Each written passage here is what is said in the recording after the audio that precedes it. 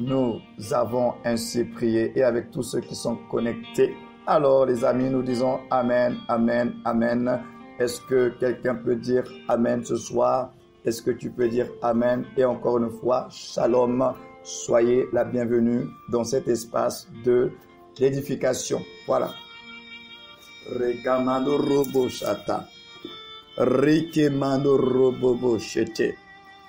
Alors sans plus tarder, je vais vous inviter à pouvoir prendre vos Bibles. Pour ceux qui ont leur Bible, nous allons lire des portions d'écriture pour entrer dans le vif de notre sujet. Alors, le premier texte que nous allons voir ensemble, c'est le texte dans le psaume 51. Psaume 51. La parole de Dieu dit ceci au verset 12. Psaume 51 au verset 12. Ô Dieu, crée en moi un cœur pur, renouvelle en moi un esprit bien disposé. Je reprends ce passage. Ô Dieu, crée en moi un cœur pur, renouvelle en moi un esprit bien disposé. Alors nous allons lire un deuxième texte dans l'évangile de Matthieu. Matthieu chapitre 26, le verset 41. Matthieu 26, le verset 41. Alléluia, gloire à Dieu.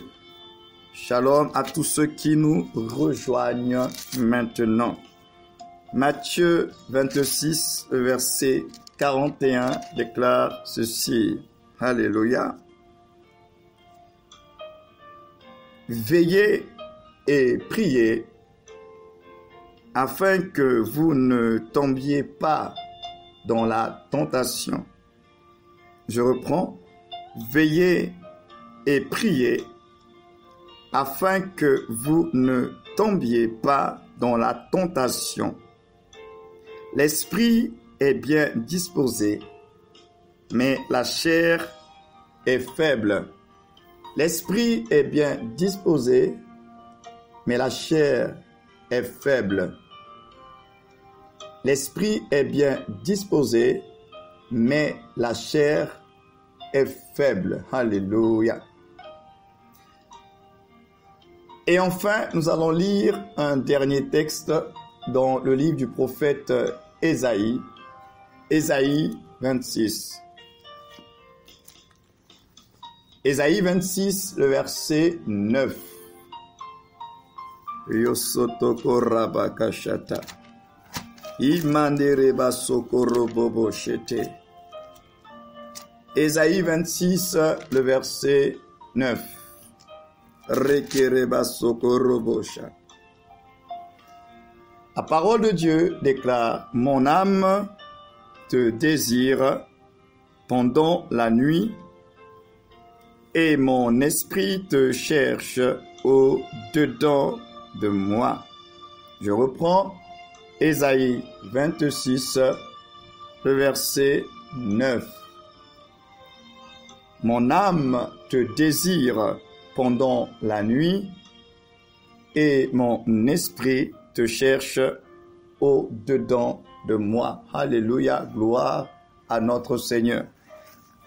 Alors, vous l'aurez remarqué que la plupart des passages que nous avons lus sont en rapport avec l'esprit. Pour ceux qui étaient là, la dernière rencontre que nous avons eue, c'est-à-dire le lundi, nous avions fait pas mal de proclamations, de déclarations, et nous avons vu que nous étions des esprits et qu'il fallait que nous cessions d'avoir peur, d'avoir un sentiment de gêne lorsque le mot esprit est évoqué. Ne pas avoir un sentiment de gêne lorsque le mot esprit est évoqué. Pourquoi?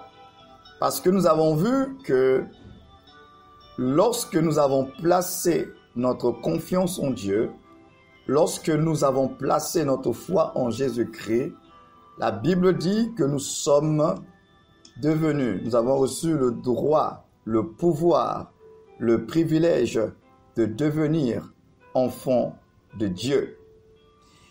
Et on a parlé que enfant de Dieu, c'était une réalité spirituelle.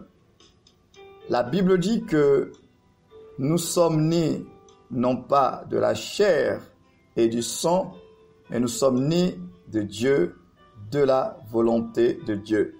Donc, nous avons parlé de naissance.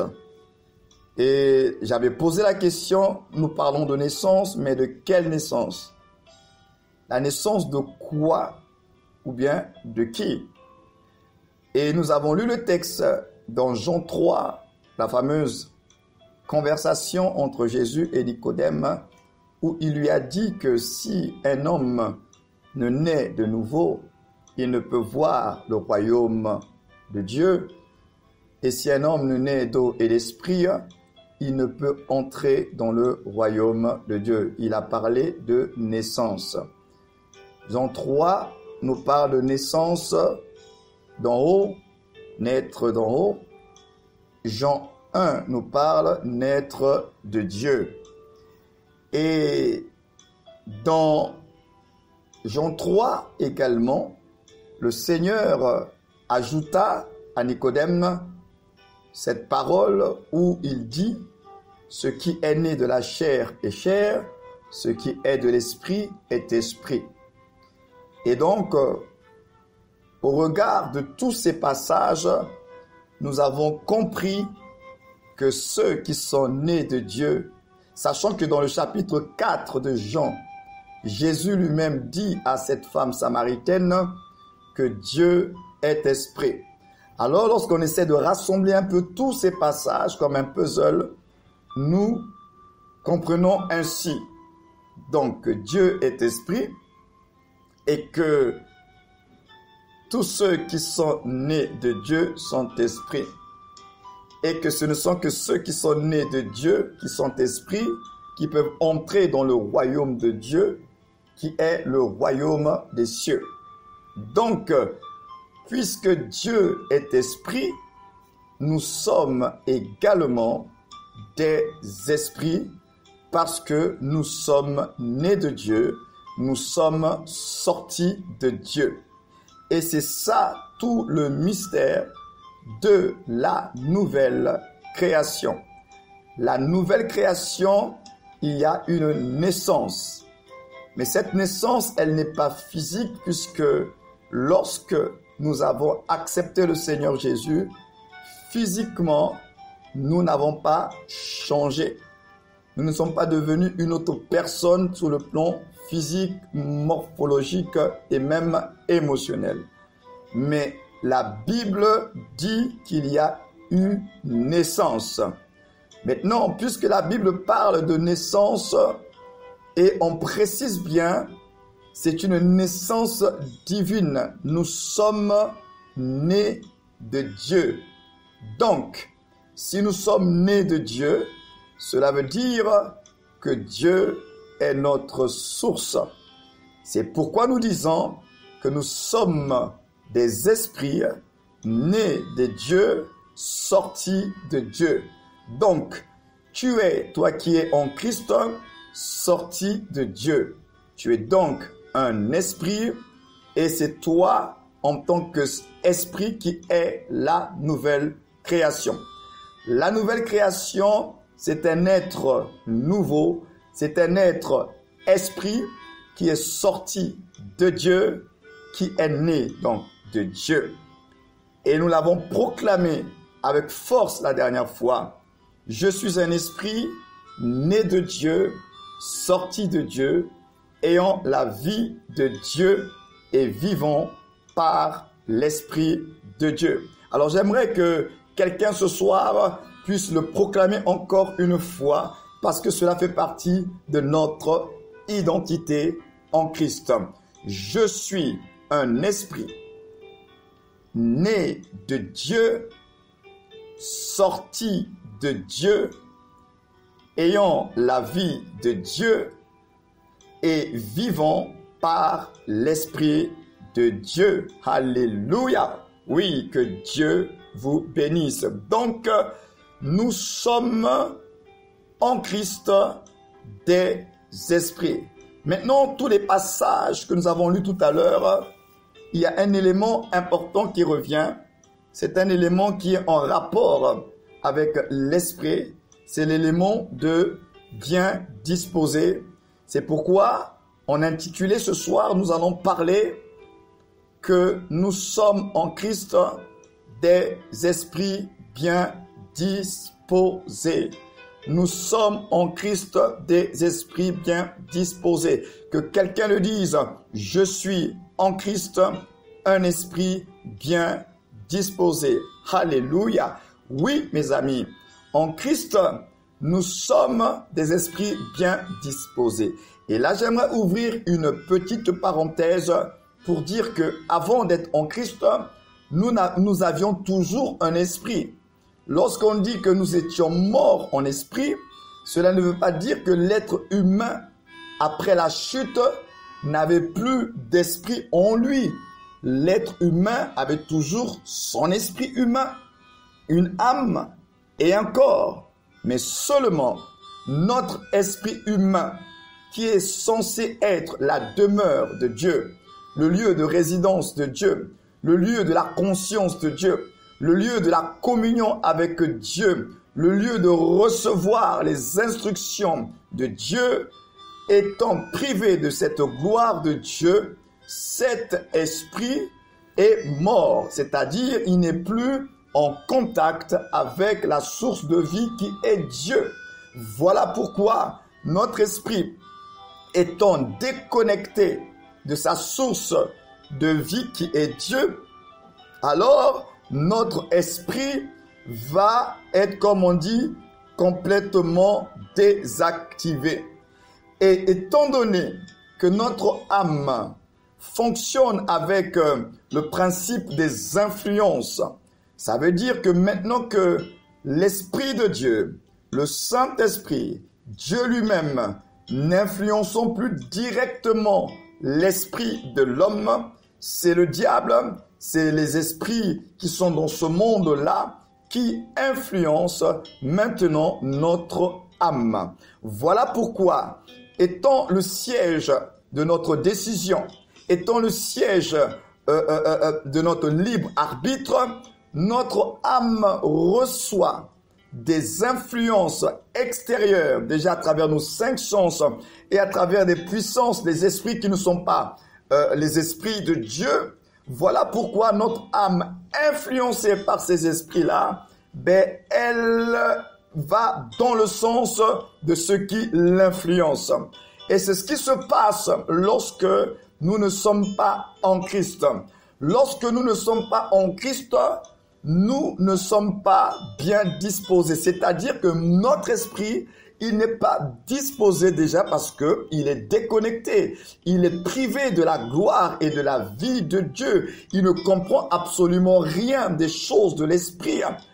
Nous devenons, comme dit la Bible, des hommes animaux. Nous sommes là, mais nous ne comprenons rien des choses de l'esprit et nous sommes conduits par nos 5 sens, par notre âme et nous sommes beaucoup plus conscients de notre vie psychologique et psychique.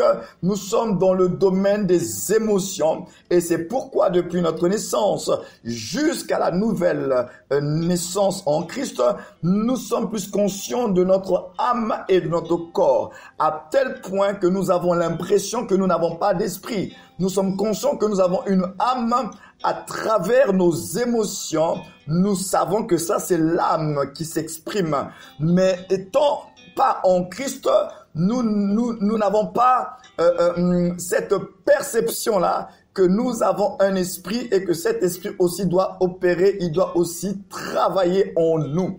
C'est pourquoi, lorsque nous venons à Jésus-Christ, il va faire un travail merveilleux, le travail, l'œuvre de la régénération.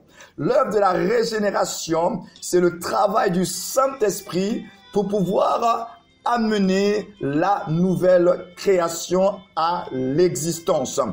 Et ce travail de régénération, Dieu va l'opérer dans notre esprit. Pourquoi?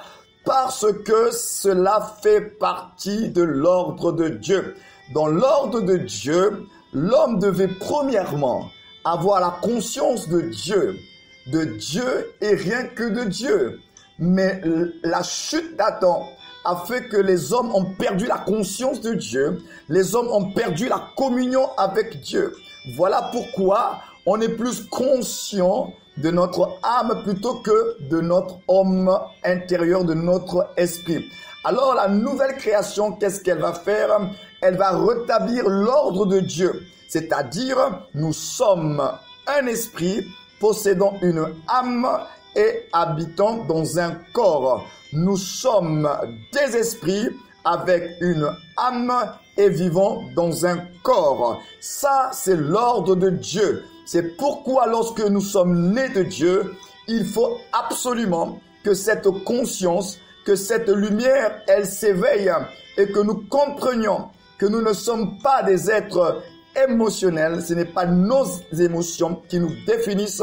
Nous sommes définis par notre esprit.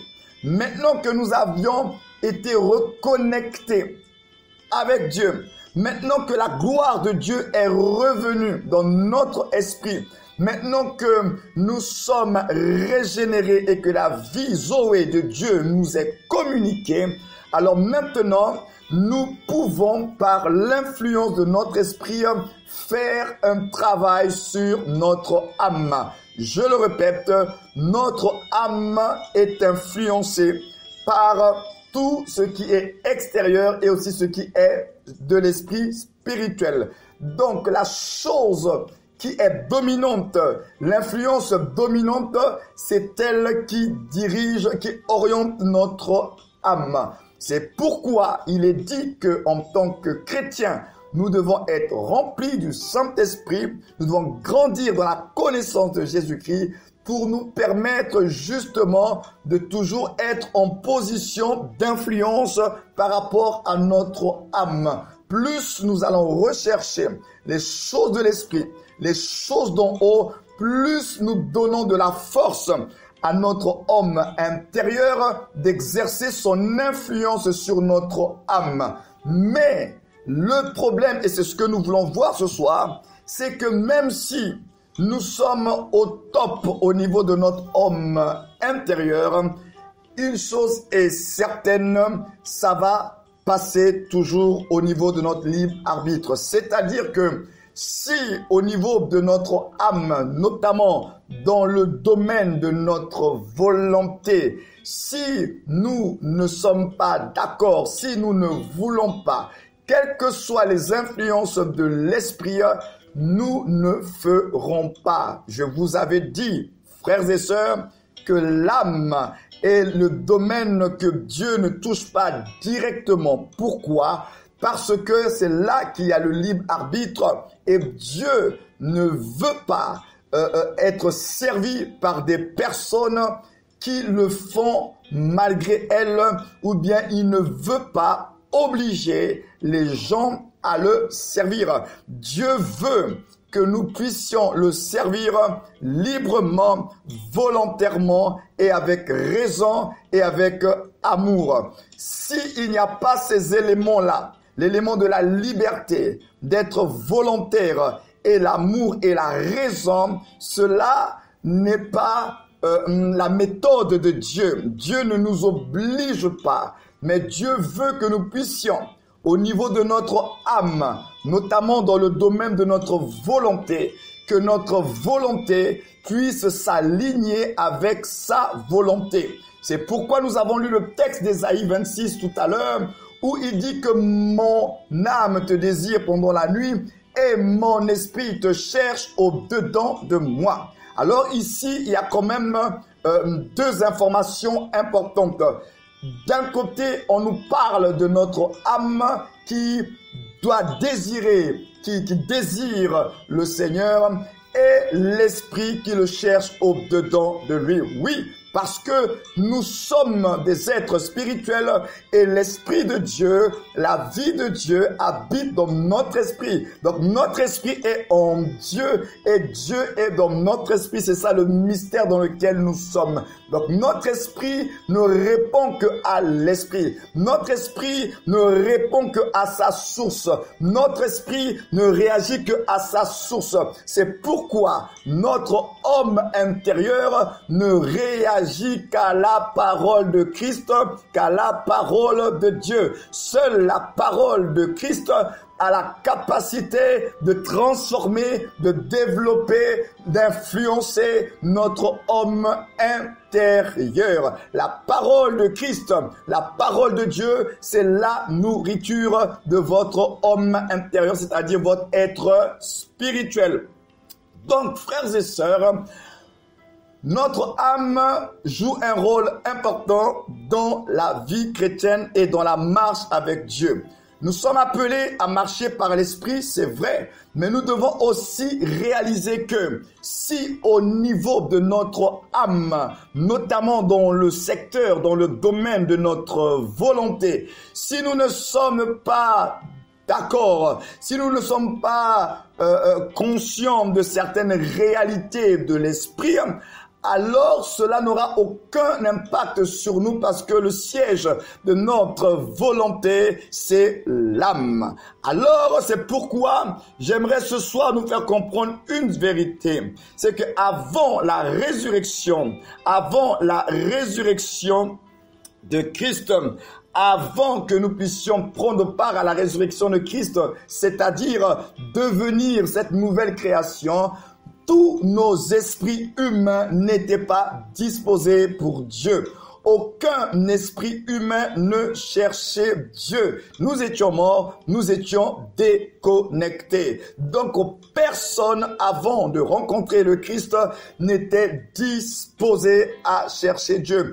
Tous ceux qui, soi-disant, prient le Seigneur dans différentes religions sans avoir véritablement rencontré Dieu, ce n'est pas au niveau de leur esprit qu'ils le font.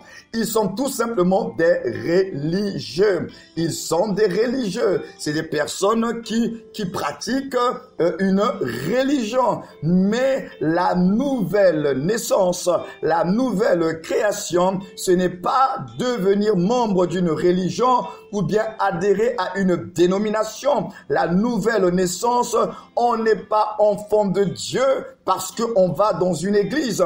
On n'est pas enfant de Dieu parce qu'on participe à des activités dans une église. On n'est pas enfant de Dieu parce qu'on est membre d'une dénomination. Être enfant de Dieu, c'est une rencontre. C'est une rencontre avec l'apôtre de la foi. C'est une rencontre avec l'auteur du salut. C'est une rencontre avec la parole faite chair. C'est une rencontre avec Jésus-Christ.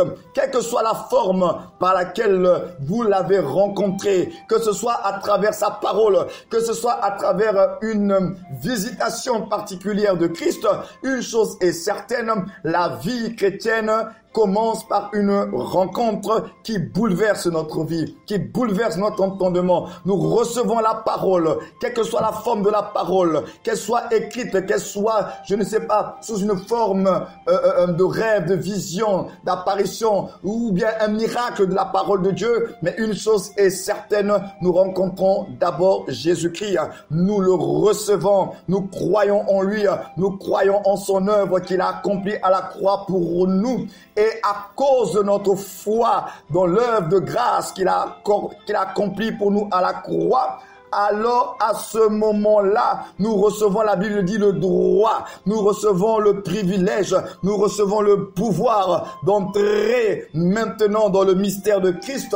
Et c'est dans ce mystère de Christ-là que nous devenons enfants de Dieu. C'est pourquoi la Bible déclare, si quelqu'un est en Christ, ou bien si quelqu'un est dans le Christ, il est une nouvelle création.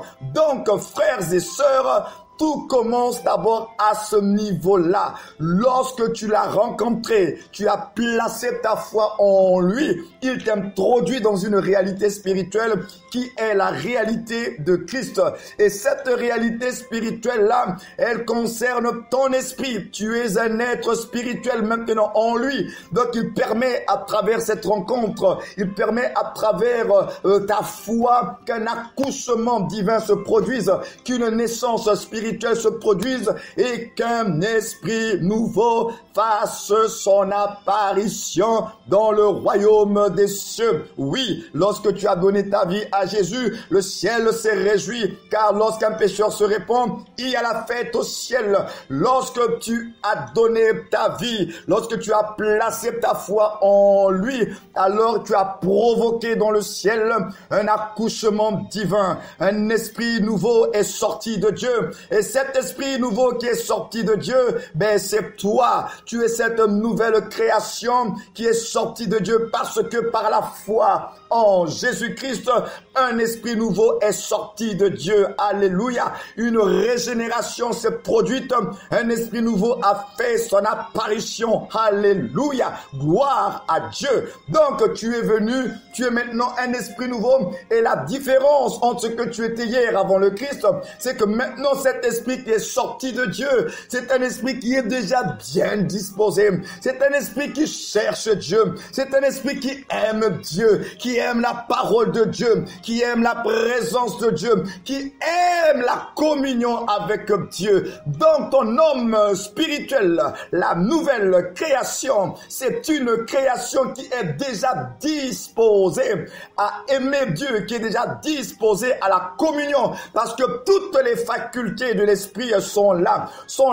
Tu as la communion avec Dieu, tu as la communion avec Dieu, tu peux parler avec Dieu, tu peux avoir la conscience maintenant de Dieu dans ton esprit et tu reçois de Dieu à travers l'intuition, la connaissance, les informations de Dieu. Et c'est là qu'on dit que tu es un être nouveau. Tu vis maintenant. La vie Zoé coule en toi. Ces fleuves d'eau vive qui doivent couler de notre sein. On parle de notre esprit. Maintenant, il y a un mouvement de va et de vient de Dieu, dans l'esprit de Dieu en toi, toi dans l'esprit de Dieu. Il y a un mouvement de va et de vient parce que tu es devenu maintenant à ce moment-là le temple, la résidence officielle du Saint-Esprit. C'est pourquoi la Bible déclare, vous êtes le temple de Dieu, vous êtes une habitation de Dieu en esprit, déclare la Bible. Ça veut dire que Dieu n'habite pas dans les maisons faites de main d'homme, mais Dieu habite dans la maison que lui-même il s'est faite, la maison qui s'est faite, qu'il a fabriquée lui-même, qu'il a créée lui-même. C'est ton esprit. Alléluia. Et cet esprit qui est sorti de Dieu, j'aimerais le dire avec force, il est déjà bien disposé. Alors dans Matthieu 26, 41, que nous avons lu également tout à l'heure, la Bible dit que la chair est faible, mais l'esprit est bien disposé. Voilà. Donc le problème en Christ, c'est que nous devons maintenant que nous avons un esprit bien disposé. Donc ce que vous devez comprendre, c'est quoi? C'est que le désir de l'esprit de Dieu, puisque ça commence par Dieu lui-même, le désir de l'esprit de Dieu doit devenir le désir de votre esprit, c'est-à-dire de votre homme intérieur. Et maintenant, il faut que le désir de votre homme intérieur devienne le désir de votre âme. Il faut que votre âme réussisse à épouser, accepter le désir de votre homme intérieur. Et c'est pourquoi nous avons besoin de réaliser avant tout qui nous sommes devenus. Qu'avons-nous reçu? Nous sommes enfants de Dieu et Dieu habite en nous. Et lorsque nous réalisons, oh oui, lorsque nous réalisons cette vérité-là, alors nous allons faire monter le désir de notre âme au désir de notre esprit.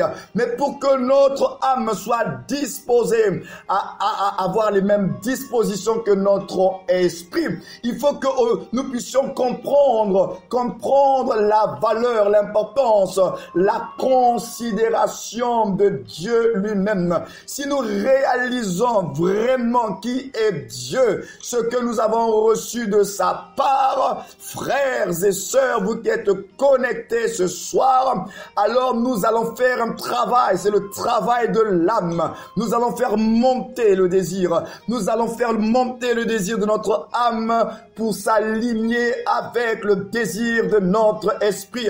C'est pourquoi il dit dans sa parole, mon esprit au-dedans de moi te cherche et mon âme te désire. Oui, l'âme doit arriver à désirer ce que l'esprit désire. C'est pourquoi la Bible déclare que celui qui s'affectionne, ou bien celui qui désire, celui qui s'attache aux choses d'en haut, il produira la vie de l'esprit. Il aura la vie, mais celui qui va s'attacher, celui qui va désirer les choses d'en bas, les choses de la chair, il vivra la mort. Donc, si nous avons la possibilité de nous affectionner soit la chair, soit l'esprit, c'est une affaire de désir. C'est une affaire de désir. Il faut que ton désir, le désir de ton âme, s'aligne avec le désir de l'esprit. Mais pour cela, il faut que tu réalises ce que tu as reçu de Dieu. Alors ça commence par là. Parce que si nous ne réalisons pas la valeur d'une personne, nous ne serons pas disposés à honorer cette personne, à recevoir cette personne, à accueillir cette personne. Nous accueillons certaines autorités à cause de la valeur de ce qu'ils représentent. Donc, il est important pour nous chrétiens, enfants de Dieu, que nous puissions réaliser qui réellement vit en nous. Qu'avons-nous reçu? Qu'est-ce que ce Christ-là est exactement? Qu'est-ce que nous sommes réellement devenus en lui? Comment la parole de Dieu est importante et comment nous devons la valoriser, la considérer. Si nous réussissons à découvrir la valeur, la richesse de la parole de Christ et de la personne même de Christ, alors nous engagerons notre âme pour s'aligner avec les désirs de l'esprit qui sont, eux, conformes avec les désirs de la parole de Christ, avec les désirs du Saint-Esprit. Mais la balle nous revient. Nous devons faire un travail sur nous-mêmes.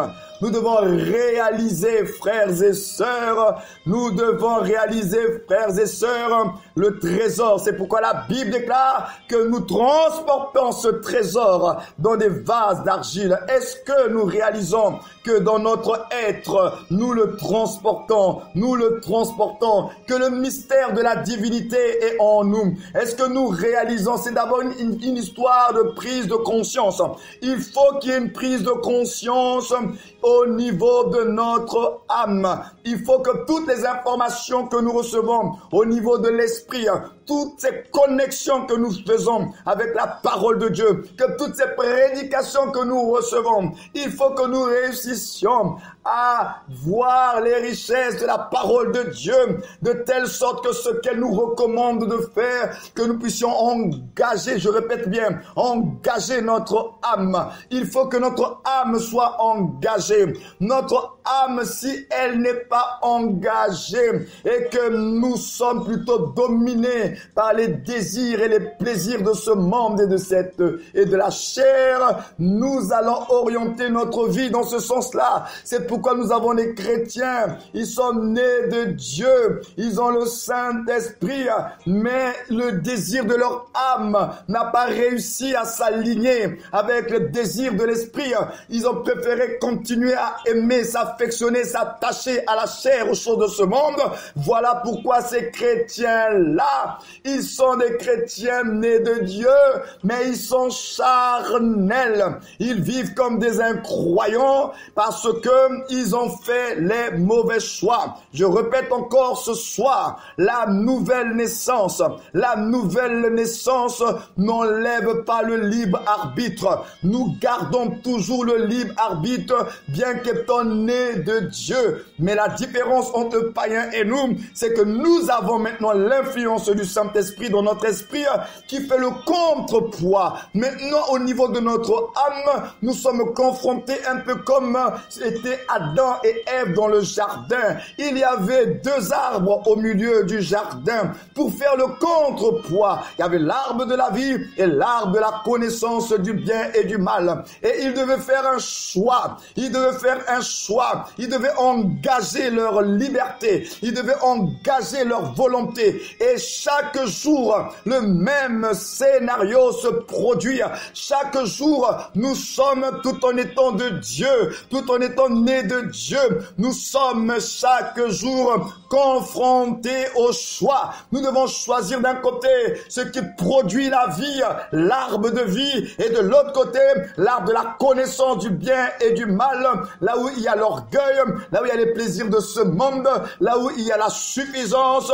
Alors nous sommes tous les jours confrontés au choix, parce que maintenant, notre âme n'a pas qu'une seule influence qui peut l'influencer de l'extérieur. Nous avons maintenant le Saint-Esprit qui influence de l'intérieur. Alors le diable influence de l'extérieur et le Saint-Esprit influence de l'intérieur. Notre âme reçoit maintenant plusieurs influences et maintenant il faut faire un choix. Il faut faire un choix en fonction de ce que nous avons compris, en fonction de ce que nous avons réalisé, en fonction de ce que nous avons saisi et capté. Ça va nous permettre maintenant de pouvoir prendre position. Je répète, frères et sœurs, bien qu'étant nés de Dieu, Dieu ne vous obligera pas à marcher dans la vérité. C'est pourquoi nous trouvons les chrétiens, ils sont chrétiens, mais ils marchent dans le mensonge. Ils sont chrétiens, mais ils sont dans le commérage. Ils sont chrétiens, mais ils sont dans l'adultère. Ils sont chrétiens, mais ils sont dans la haine. Ils sont pourtant nés de Dieu. Nous ne remettons pas en question leur chrétienté parce qu'ils sont nés de Dieu. Mais le problème, c'est que maintenant qu'ils sont nés de Dieu, ils n'ont pas compris que maintenant les désirs de leur âme doivent maintenant s'aligner avec les désirs de leur esprit qui proviennent du Saint-Esprit.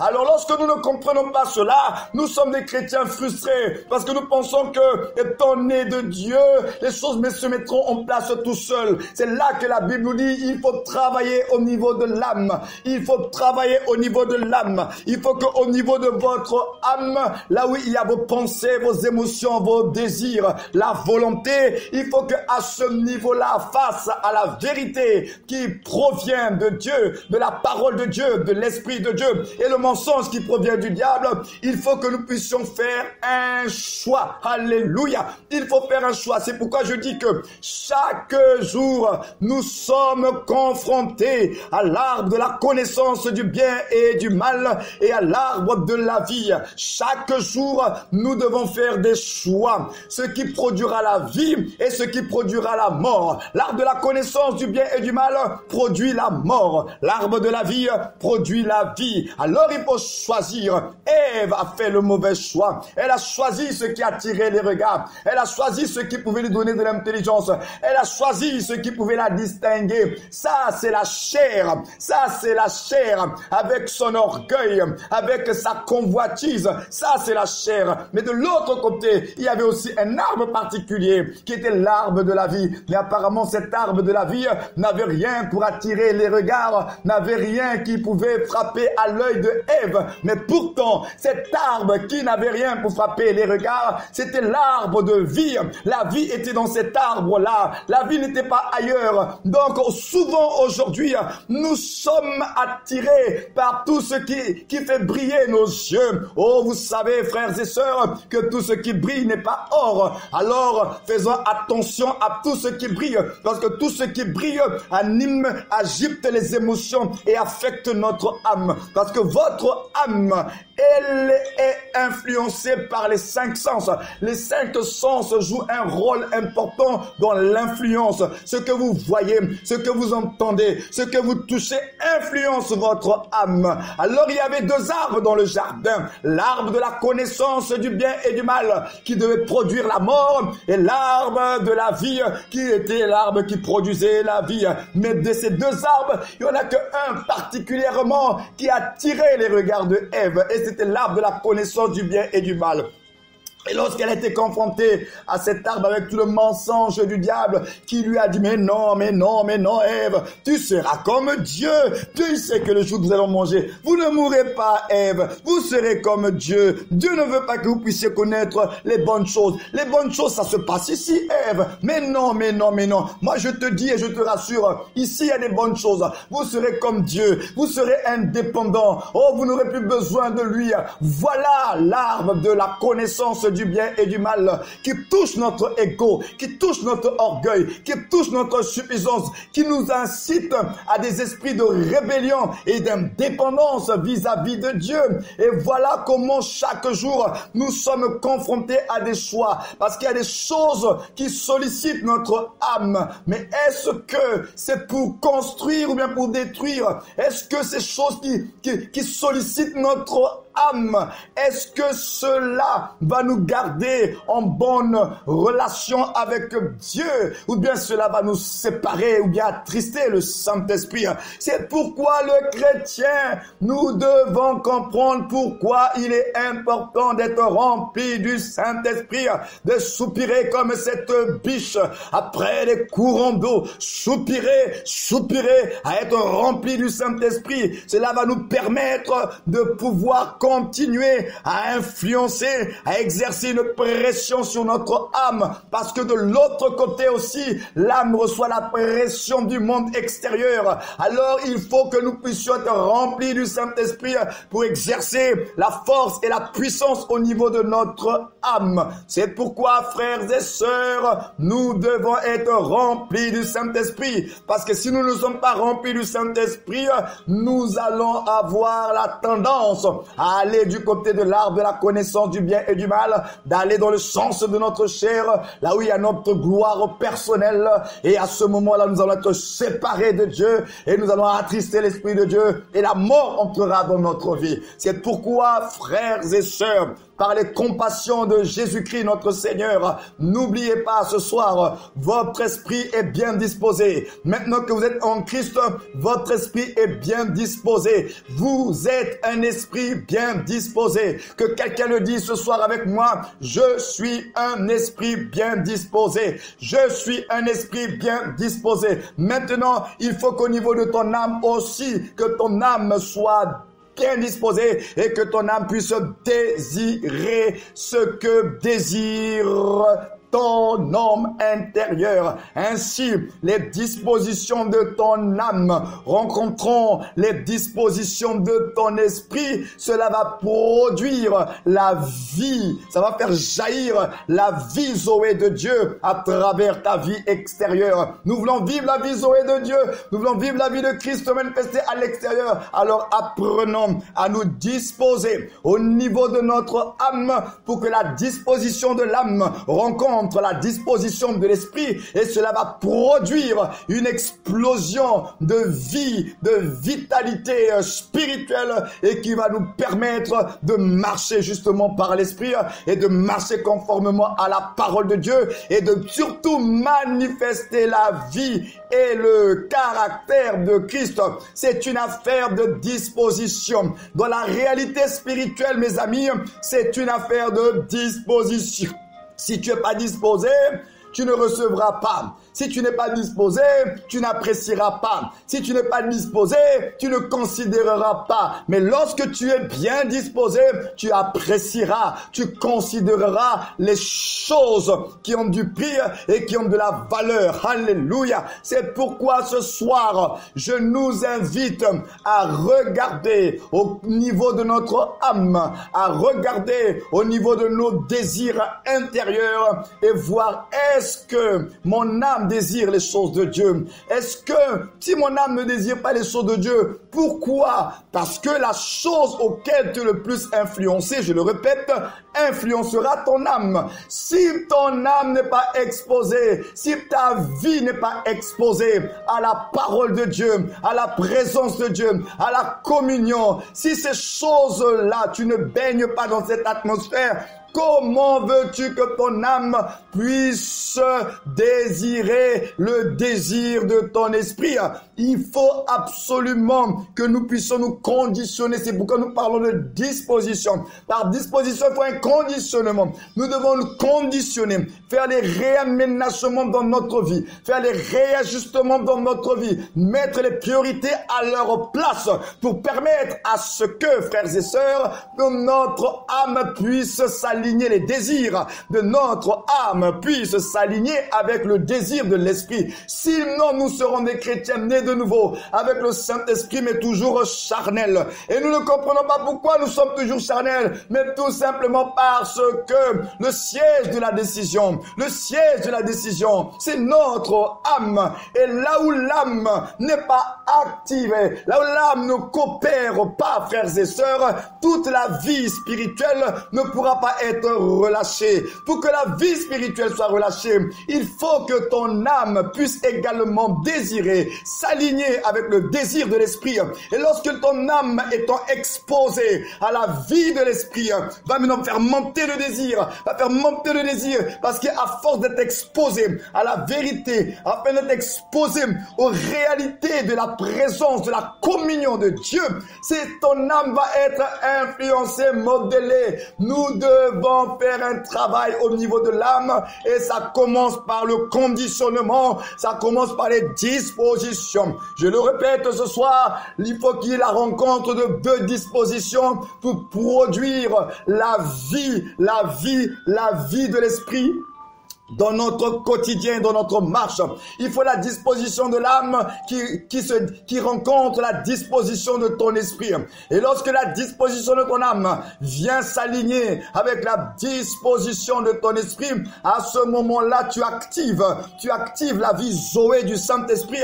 Tu actives la vie Zoé du Saint-Esprit et cette vie Zoé se répand maintenant dans ton quotidien. Mais pour que la vie Zoé soit activée, il faut que tu sois disposé. C'est pourquoi David, on l'a lu dans le psaume 51, il disait déjà à cette époque, il n'était pas né de nouveau, mais déjà il faisait la prière, oh Dieu, crée en moi un esprit bien disposé, crée en moi, oh Dieu, un esprit bien disposé. C'est pourquoi je le répète ce soir, notre esprit a besoin de disposition. Lorsqu'il n'y a pas de disposition, nous ne jouirons pas au maximum de ce que l'esprit peut nous communiquer. L'esprit a besoin que nous nous disposons. Nous nous disposons parce que notre esprit est déjà disposé. Dieu est déjà disposé. Ton esprit est déjà disposé. Maintenant, il manque la troisième personne, s'il faut le dire ainsi. C'est au niveau de ton âme. Il faut aussi que ton âme soit disposée. Il faut que ton âme aussi soit disposée. Donc, ainsi, les dispositions de l'esprit doivent t'amener à te disposer toi aussi pour pouvoir vivre la vie Zoé de Dieu. Nous avons tous besoin de cette vie Zoé. Nous nous posons toujours la question, mais la marche par l'esprit, ça va se passer comment? Tu veux marcher, tu veux savoir comment on marche par l'esprit. Ça commence d'abord par les dispositions. Il faut que tu sois disposé. Et quand il y a disposition, il y a disponibilité également qui l'accompagne. Tu te disposes pour Dieu, et tu te rends disponible pour Dieu. Tu consacres du temps, tu investis du temps pour chercher Dieu, pour prier, pour étudier, pour méditer sa parole, pour adorer le Seigneur. Tu disposes du temps. Dans la disposition, il y a les disponibilités. Disposition plus disponibilité, ça va déclencher le processus de la marche par l'esprit. Si tu n'es pas disposé, tu ne considères pas la parole de Dieu à sa juste valeur, tu ne consacres pas du temps pour ton homme intérieur, nourrir ton homme intérieur, comment marcheras-tu par l'esprit? Et j'aimerais encore répéter ce soir, comme je l'avais déjà dit la dernière fois, tu peux naître avec des jambes et une bouche, mais un enfant qui naît avec des jambes il faut qu'il apprenne à marcher. Tu es un enfant de Dieu, tu es né de Dieu, tu dois apprendre à marcher par l'esprit. Il a une bouche cet enfant, mais il doit apprendre à parler. Tu es né de Dieu, tu es un enfant de Dieu, tu dois également savoir comment on parle dans le royaume de Dieu, comment doit parler un fils de Dieu, comment doit parler un représentant du royaume des cieux sur la terre. Nous sommes des esprits disposés, sortis de Dieu, nés de Dieu, ayant la vie de Dieu pour vivre la vie de Dieu. Donc tu dois le savoir ce soir. Tu es un esprit bien disposé. Tu es un esprit bien disposé pour vivre la vie de Dieu. Pour vivre la vie de Dieu. Tu es un esprit bien disposé pour vivre la vie de Dieu. Tu es un esprit bien disposé pour vivre la vie de Dieu. Telle est ta destinée, telle est ton identité. Je suis un esprit bien disposé. Je suis sorti de Dieu. Je suis né de Dieu pour vivre avec l'esprit de Dieu, pour vivre selon l'esprit de Dieu. La parole de Dieu est ma nourriture. La parole de Dieu est mon éducation. La vérité me conduit et me dirige. Oui, voilà ce que je suis. Je suis la nouvelle création. Alléluia. Gloire à l'agneau de Dieu. Alors ce soir, frères et sœurs, nous sommes des esprits bien disposés, mais le problème, c'est votre âme. Alléluia. Maintenant, il faut au niveau de l'âme que tu puisses te disposer. La Bible dit que ton âme désire. Il dit mon âme, le psalmiste a dit mon âme te désire. Oui, puissons-nous être comme le psalmiste et dire ce soir, mon âme te désire. Est-ce qu'un homme et une femme peuvent ce soir, après ces moments dans son intimité avec Dieu, pour dire à Dieu, oh Seigneur, mon âme te désire. Je suis là dans ta présence parce que mon âme te désire. Je lis ta parole parce que mon âme te désire. Je t'adore pourquoi? Parce que mon âme te désire. Oui, je te désire, Seigneur, parce que je reconnais que tu es ma source, la source de toutes mes ressources. Je suis sorti de toi, je suis né de toi, et je ne peux concevoir une vie, une existence sans toi. Tu es mon repère, tu es mon pater, tu es mon Abba, tu es ma source. Alors, Seigneur Dieu, ce soir, mon âme te désire. Et comme la Bible nous enseigne que l'âme, il faut lui parler, l'âme, il faut l'influencer. Souvenez-vous, dans les psaumes, il parlait souvent à son âme. Il disait à son âme, réjouis-toi mon âme, bénis l'Éternel, mon âme, réjouis-toi. Alors à partir de ce soir, apprenons à parler à notre âme, apprenons à éduquer notre âme. Mais il faut parler, il faut proclamer la parole, il faut que ton homme intérieur, que ton esprit, poussé par le Saint-Esprit, parle à ton âme. Mon âme, réjouis-toi, mon âme, tu es forte, mon âme, tu as des bonnes pensées, tes pensées sont pures, mon âme, ta volonté, elle est bonne. Oh mon âme, tu es béni de Dieu, mon âme, tes désirs sont saints et purs, mon âme, bénis l'Éternel. Et ce soir, qu'un homme et qu'une femme comprennent cette vérité, qu'un homme, une femme bénisse le Seigneur. Oui, que mon âme bénisse, mon âme bénit l'Éternel ce soir, mon âme bénit l'Éternel, mon âme désire l'Éternel ce soir. Oui, tu peux prendre un petit moment et proclamer cela. Mon âme bénit l'Éternel, mon âme désire l'Éternel ce soir. Je désire Dieu, j'ai faim et j'ai soif. La Bible dit dans le Cantique des Cantiques, c'est avec raison que nous t'aimons, c'est avec raison, oui, c'est avec raison. Oh, Dieu ne veut pas des hommes mais des femmes qui le servent et qui l'adorent sont la raison. C'est avec raison, c'est-à-dire avec intelligence. Tu fais les choses de Dieu avec intelligence, pas parce qu'on t'a obligé, mais parce que tu as compris. Ils ont dit c'est avec raison que nous t'aimons, c'est avec raison que nous te servons, c'est avec raison que nous te prions, c'est avec raison que nous t'adorons, c'est avec raison. Alléluia. Oh rekemando robo shaka, rikemando, c'est avec raison. Oui, alors à partir de ce soir, que tout ce que tu vas faire, fais-le avec le désir de ton âme. Ne le fais pas juste parce qu'il faut le faire. Il faut engager aussi ton âme. Engageons nos âmes. Engageons nos âmes. Engageons nos âmes. Et réussissons à faire monter le désir de l'âme avec les désirs de l'esprit. Mais n'oubliez pas que l'âme ne vit qu'en fonction de l'influence dominante. Qu'est-ce qui domine ta vie? Quelle est l'influence qui domine ta vie?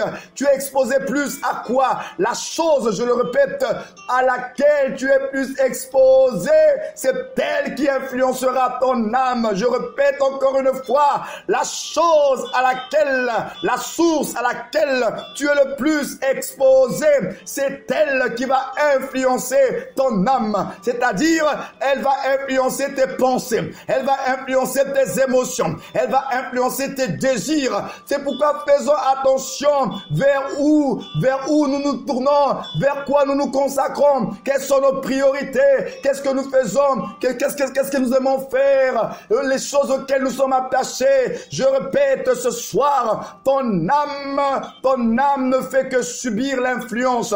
La chose à laquelle tu es le plus exposé, c'est elle qui influencera ton âme. Alors plus tu es exposé à la vie de l'Esprit, au Saint-Esprit, être rempli du Saint-Esprit, cela va influencer ton âme et les désirs de ton âme monteront pour s'aligner avec les désirs de l'Esprit. C'est pourquoi faisons extrêmement attention aux choses auxquelles nous sommes exposés. Voilà pourquoi votre Bible déclare que nous devons faire attention aux choses auxquelles nous sommes attachés. La Bible dit, si quelqu'un est ressuscité, si vous êtes ressuscité avec Christ, la Bible dit quoi? Cherchez, attachez-vous aux choses d'en haut où Christ est assis. Alléluia. C'est un choix.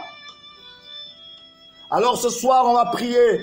Et la prière de ce soir, c'est tout simplement dire à Dieu, Seigneur, je fais le choix ce soir d'aligner les désirs de ton esprit, plutôt d'aligner les désirs de mon âme avec les désirs de ton esprit. Je veux, à compter de ce soir, aligner les désirs de mon âme avec les désirs de ton esprit. Car je reconnais que mon esprit est bien disposé. Toi-même, tu es bien disposé pour relâcher tes faveurs. Mais ce soir, je prie au nom de Jésus afin que la force me soit accordée pour que les désirs de mon âme s'alignent avec les désirs de mon esprit. C'est au nom merveilleux, glorieux de Jésus le Christ que j'ai ainsi prié, et avec tous ceux qui sont connectés, nous disons Amen.